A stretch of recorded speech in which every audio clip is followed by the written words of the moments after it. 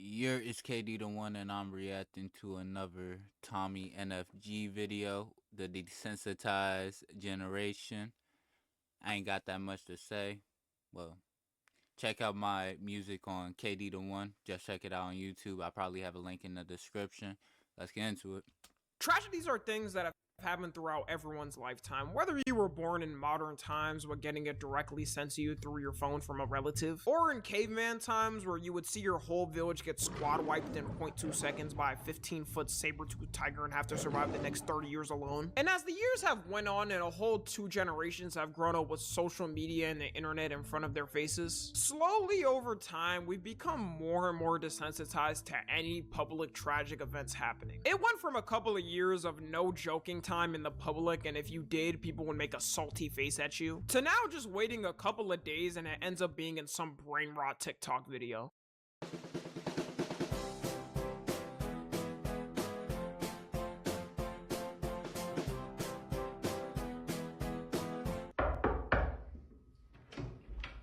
Hold her down for me.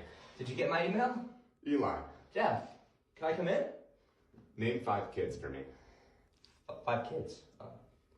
Jaden Smith. Move, pussy. Oh. What? Big H. Hobbits are inside. You serious? What? We really have reached the point of no matter how crazy an event is or how up a situation is, there's gonna be some AI edit of it on TikTok or Twitter within an hour. And this isn't something. Remember when I made the video of Kirkification? Just people making death a meme? This cycle of making tragedy a meme hasn't been new. Let's say that. It's been something that I've been noticing for the past few years. Really ever since TikTok came, but I'm not going to blame it on TikTok. I'm going to blame it on our real mindsets, because even without TikTok, we had basically constant bullshit on Instagram, Twitter, Facebook. You could always find that shit. TikTok was just a platform that more people hopped on. Now you looking at all these people going through the same feeling of desensitization when it comes to wild events. I ain't even gonna lie. I wouldn't even tell someone, oh, you shouldn't joke like that. You shouldn't. I was always a person who loved dark humor. But shit, like he's right. This was the same shit that someone would probably like looked at you funny for. Now now look.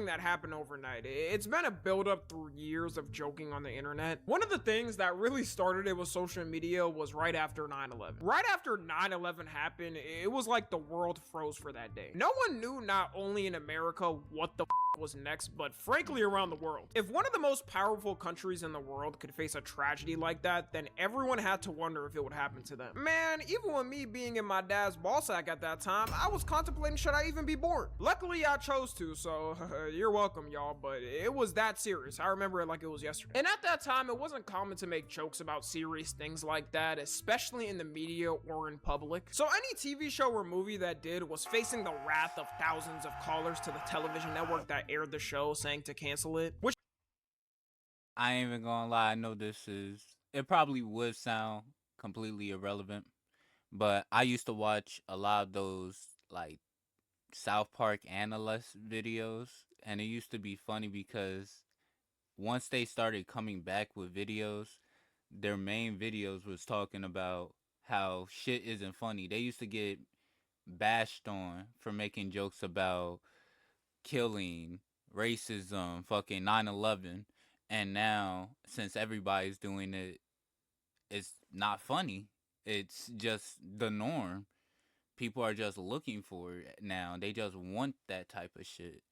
It's kind of it's crazy because back then that was rage bait. So rage bait became something completely different. looking back on is funny for one reason, because boomers nowadays will say younger generations are too sensitive and cancel culture was annoying. And yeah, in truth, Gen Z is a little more But if they saw anything that was slightly offensive to them back then, they had the hotline of every major TV network to complain about it and say they were canceling their membership. True, some parents and grandparents back in the 2000s wasn't even letting their kids watch SpongeBob because they thought it was too demonic. Family Guy was the first show that kind of started doing 9/11 jokes in the mainstream, and so many people hated them for it. There's this one notorious episode where Lois is running to be mayor and makes fun of politicians using it for advantage, which is a classic now. 9/11 was bad. I agree with that. What are your plans for cleaning up our environment? 9/11. What about our traffic problem? 9/11.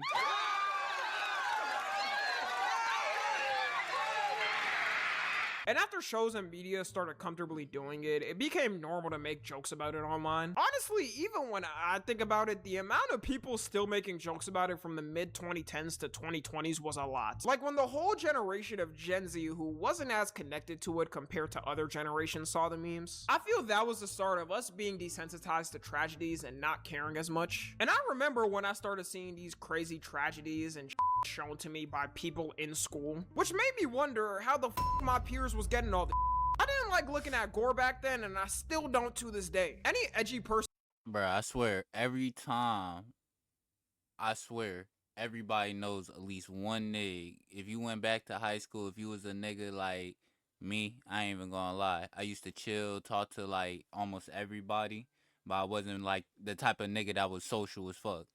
But there will always be that one nigga in school, that one nigga that has like fucking gore videos, people getting decapitated or some wild shit, trying to show that shit off in the class.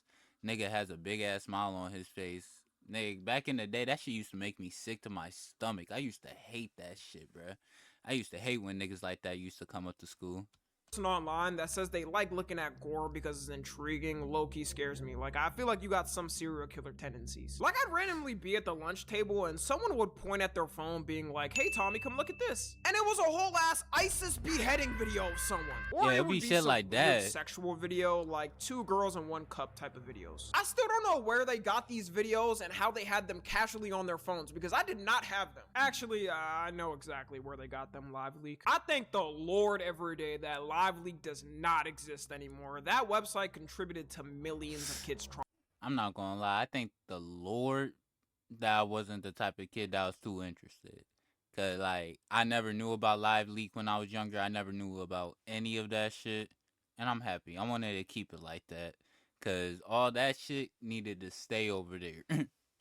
It's not like that content is exactly gone though. All kids have to do now is go on Twitter/X and type in what they want to see. I truly think though that time before things started to get more moderated is what contributed to us being so desensitized now. People will say the internet is still unmoderated like that and you can still find crazy things, which you can, but it's become less accessible. Like these companies have faced lawsuits and had to crack down on safety issues and fix these things. One of the main things that set me off for making this video recently was Epstein. As most of you know, recently the Department of Justice finally released the majority of the Epstein files they had at hand, being 3 million pages. People are rumoring it's actually not everything and there's more, which I'm 100% sure. There is things they did not release, but this release was honestly more than I thought we'd get. All this in these files basically proved every schizophrenic conspiracy theorist from 10 years ago on the internet right. We're talking sick shit, like obviously world leaders being involved in the crimes and having Epstein trafficking people to them, talks of demonic rituals and literal cannibalism, and the worst thing of all, Epstein gooning to Five Nights at Freddy's character. This was really sick, dog. He used every which way he can to get. Alright, someone like me, I'm kind of out of the loop. I'm gonna be honest. I'm out of the loop. I mostly find this shit out when I record. But something like this, like, I knew the files was out. I'm gonna be honest. 300 fucking pages is fucking insane. And cannibalism, demonic shit, gooning the Five Nights at Freddy's, bro. Like, bro, what the fuck was this nigga on? off. With the public finally getting a look into how dark gets in these elite circles confirmed by our government, it shocked most people even on the internet all the time on how real everything they heard may be going on was. And one of the first things that started happening when the files released was, you guessed it, everyone just memeing the shit out of it.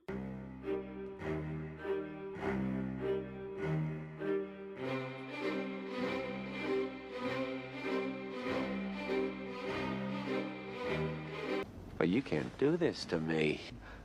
I started this company. You know how much I sacrificed? It's to the point, if you search up Epstein on TikTok, it's nothing but memes and random edits. Am I sitting here saying you can't laugh at some brain rot meme of Epstein on TikTok? No, that's up to you. Some of them are funny just because of how ridiculous they're made. But people aren't even taking the severity of this situation at all. Like, I can't blame you if you just can't laugh at the memes. And in truth, my conspiracy theory is that's how the government wants it. There's already theories online that the CIA and government have meme departments now to monitor situations online and soften them. They could very well be involved in making these dumb memes to make you laugh and forget how corrupt things actually are. Really think of it, especially if you live in America. The government lied to your face for the past year saying none of this stuff existed. Only folded when the whole public started rallying against it. Still didn't release it on time required by law. Then released the files randomly, exposing some of the people in the highest positions of government and CEOs. And want us to move on like nothing happened and get back to our daily lives. People have been assuming It's crazy, because if you think about it, some of the best, if you really look at it, the scripture says it best, the devil will give you a crumb to keep you moving. Because you're going to go for that greater thing. You're going to go for whatever you're searching for. But he'll give you just a little bit of it to make you think that you're up so you could be comfortable. Just so you could keep on moving towards him. Man, it's crazy.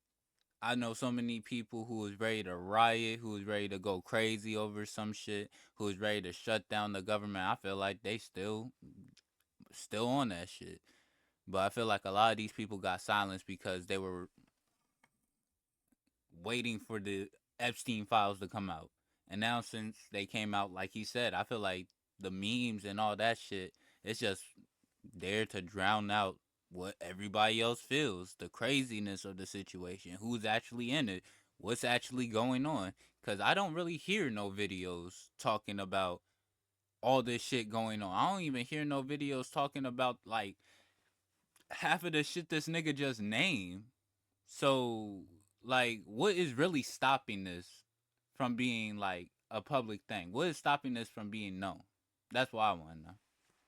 These theories for decades, so maybe I thought that's why we would take it more serious. But no one could have ever guessed 10 or 15 years ago someone making a kawaii edit of Epstein on TikTok. The news moves so fast now, people have already moved on. If all of this came out before social media, and especially with a president involved with this person, people would have overthrown the government and stormed it by now. And our generation always wants to be empathetic with a person no matter how bad they are, which now has that group of people making Sad edits of Epstein.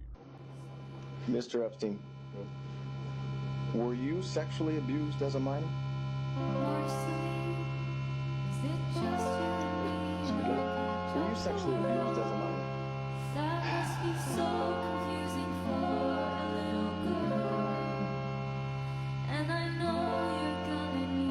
Might as well make a sad edit of Adolf while you're at it. I swear, if y'all around in the 40s, you would have made sad edits of Adolf when he died. Aww, but he was such a good artist and he got rejected. That probably weighed on his conscience so much. One of the reasons this nigga saying that like they don't do that shit now, bro. I'm not gonna hold you. The shit that I be seeing on the internet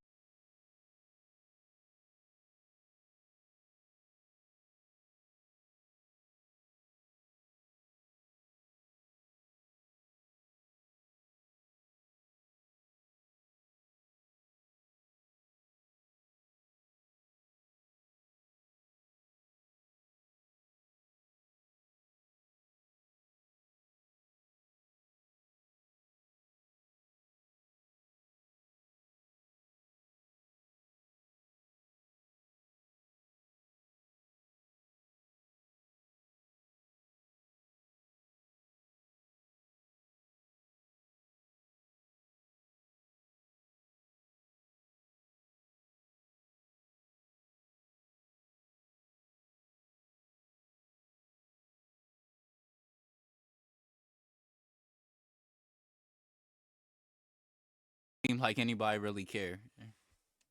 Reasons I think these meme edits happen, especially for Gen Z, is the fact that a majority feel so disconnected from the government and aren't even representing the government at all and have no hope that they don't even care anymore, and no won't change, at least for a while. We're still like a couple of decades away before Gen Z has the full power of government, and we know the government now is hitting their final robbery for boomers before throwing it to the next generation. So a lot of people would just feel cooked and feel they can't change much anyway, so why not make stupid edits of this stuff? AI has only increased it and made it easier to make fun of this stuff. You don't even gotta handcraft the meme, the machine can do it for you. Even with the corruption now, people are making fun of it and don't care. The newest being memes about Netanyahu, with his corruption being so obvious and everyone in the public now knowing. There's an entire trend on TikTok of people trying to summon him to save them. Netanyahu! Kill this guy in my life is yours! Netanyahu! He's driving at 20 miles per hour! I'm not gonna lie, his name does sound like you summoning some fucking crazy ass demon. Benjamin Netanyahu! Beat this crime up! And my life is yours! Netanyahu! Save us! Netanyahu! Netanyahu! Help me! I'm at 3% and I can't get to the charger! This trend coincidentally also started when the US app finally got sold. Take that as you will. I'm just a YouTuber, please don't hurt me. Just like I said with the Epstein memes too, it is one of those things where we aren't taking the severity of. Maybe it's because he's such a corrupt person and only someone you would think could exist as a villain in a movie. This is a man though, all memes aside, that was and is complicit in the genocide of a whole ethnic group of people, trying to still convince the world what we see with our eyes is wrong, who is directly involved in influencing the most powerful country to do his bidding. All it takes for him is one visit to the White House, sliding Trump 5 to 10 M's, and he'll bomb whatever country he needs to. I low-key ain't ever seen this man stressed because he knows no one can touch him. You get even a centimeter close to him and you and your entire family's existence is disappearing like you never existed. Now you got people calling him the big Yahoo to summon him. Just wait, because I guarantee he tries to get involved in the trend. He won't even know that it's people making fun of him and not laughing with him. And with the Charlie Kirk memes, I called it out last year that people were still going to be doing them in 2026. It's almost ingrained with TikTok memes. You check any comment section and they're still photoshopping his face on people. Ain't no one give a single fuck anymore that they saw a video of him getting slimed out on camera in 4K. It also didn't help Erica Kirk milking his death to oblivion and flexing the merch sale she got after he died. God, I think we have 50,000 plus hat orders to fulfill. I mean, I'm saying these numbers because it puts into perspective that we're not just sitting and thinking and looking at the wall being like, what do we do? Like that, there is so much to do. You have over 20,000 I'm just laughing because I mentioned this. I forgot that Tommy was the person I reacted to when it came to the Kirkification meme. Man, I ain't even gonna lie, I've been hearing shit about Erica. This lady been doing crazy work. I'm not gonna hold registrations. The more you hear from Erica Kirk, the more you think there's no way she wasn't jumping for joy when she heard the news. We've reached a point where all of these incidents are crossing together and are getting AI mashed together. You'll see edits of Diddy and Epstein together fighting for the #1 predator spot. Edits of Trump and Netanyahu doing, I don't know really, whatever someone wants. It seems everything is getting more softened and palatable to the public. Who knows where this will lead us in a decade or 2 decades? But I hope y'all know the people at the top want it to seem that you can't do anything and to keep making memes about things, assuming you'll move on and leave things like this forever, which isn't true. Every generation usually flips something, and I just hope people know it's not all over like they want you to think it is. Follow me on Twitter, Instagram, and TikTok as always. Hey, bro, I feel like old dude's right, 100%. I feel like the government wants us to feel like life is hopeless right now. I want to make people know that we do have power, we do have our own energy to uphold, and we gotta make sure life is good for us in the long run. You can't let just online dictate how you feel. You can't let scrolling dictate your emotions. If you have to delete that shit, delete that shit. Man, that's the main reason why I said TikTok was like one of the main problems. This shit mostly started when TikTok. I wish someone would sit here and argue that shit with me. Like I said, I already know that different things, different sites always have this type of energy, but TikTok was the first. But if you want to see more videos like this, please like, comment, subscribe. Please, you know your boy love to make these videos. And if you want to check out my music, check out KD the One. You know your boy will keep that link in the description, and I'll leave TommyNFG's full video so y'all can hear it without me interruption. And I'll see y'all boy next time.